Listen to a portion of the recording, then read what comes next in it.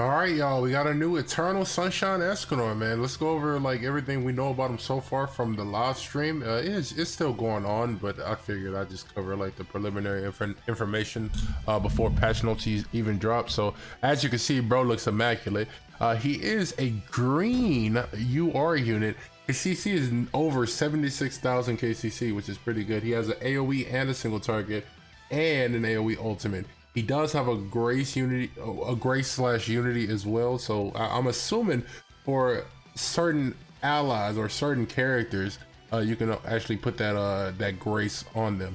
I'm assuming it's going to be for sins and or humans. I don't think for any other character of sorts. So think like Roxy's only for human and Tyr is only for unknown/Ragnarok users.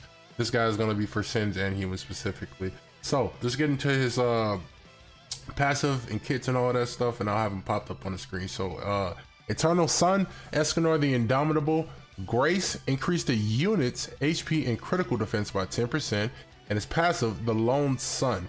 At the start of the battle, apply Burning Sun for 1 turn to the unit, and for one turn the unit cannot deal damage that deals over 50% of the unit's max HP.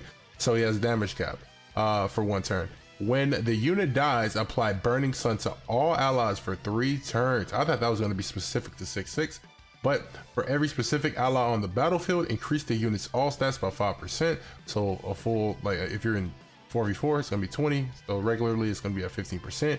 And for every dead specific ally, increase the unit's attack related stats by 20%. So if it's just him by himself, let's just say you can get up to 60. The unit is immune to stat decrease as well, which is very, very, very powerful. And then Burning Sun, as for mentioned in the first line of his passive, when using a single target skill, additional damage based off 30% of the enemy's increased HP. So Gelda, basically Gelda or Chaos Arthur as well.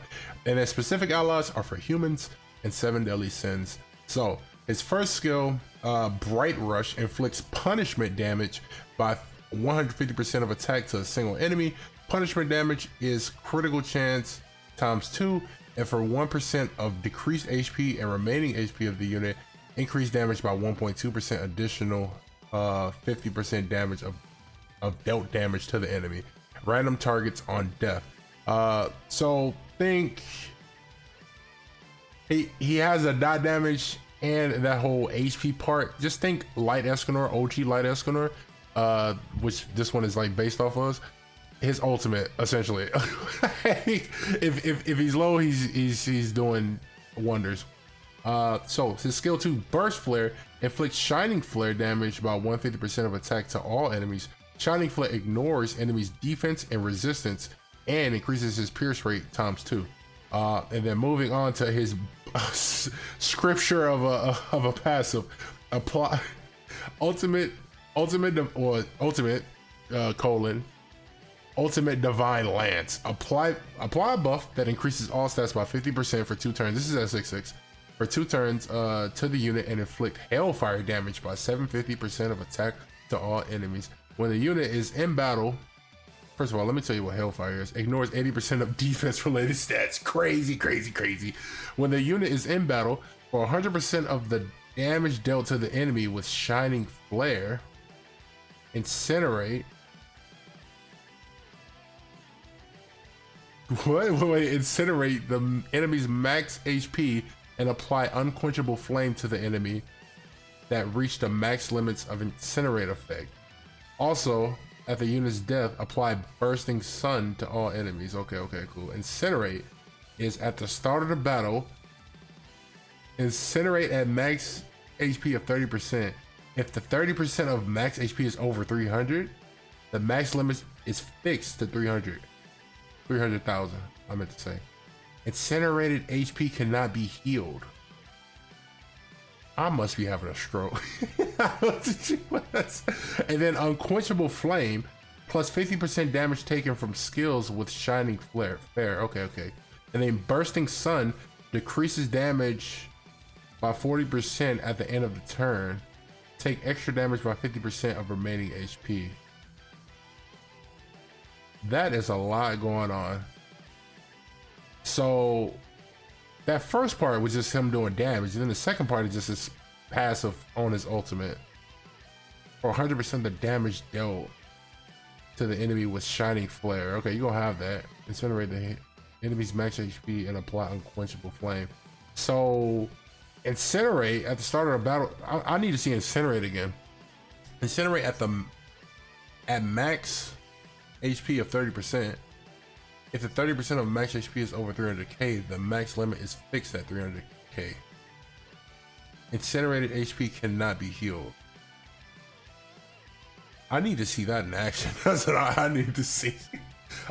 Please, somebody try to. I think I got him down for the most part, but that Incinerate part is probably gonna be. I feel like I need to see that in action. However, we did see 2 other relics get announced with this update. We got a Trader Melee and Derriere relic. It basically makes her a better amplify unit, and then Trader Melee relic is essentially makes him like the Ratatosker like guy, like literally, like it's like, I kid you not, it's like tailor made for the Ratatosker rat boss essentially. So I think that'll do it for me. I mean, as you can see, we seen the animations and whatnot as what this means for like who's buffed and what team is going to be best in PvP. I think without a shadow of a doubt, humans are going to be #1 because now Fumi, Arthur, double taunt, a UR unit, and oh my god, it's gonna be just too good.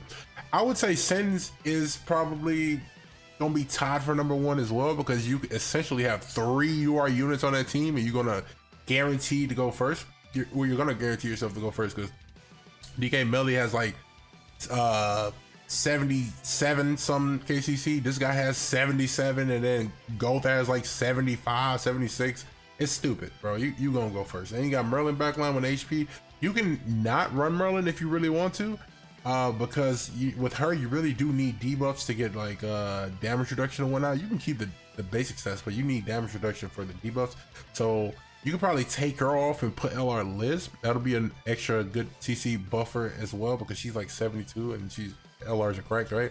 And she gives HP related to everybody. So that might be the team, ladies and gentlemen. However, Eternal Sun Escanor looks to be pretty darn good. If anything, he is, I would say he'll be better on release than Transcendent Bond last year. Transcendent Bond had to get a whole entire buff and whatnot. However, let me know what y'all think about Eternal Sun Escanor. I think he looks pretty good. So far in the live stream, I have yet to see much content other than like a new story chapter. But let me know what y'all think about this new Escanor, man. Is it a W or L? If you made it to the very end of the video, comment W or L Escanor, whether or not you think he's good or not. Okay, peace out, and I'll see you niggas in the next one.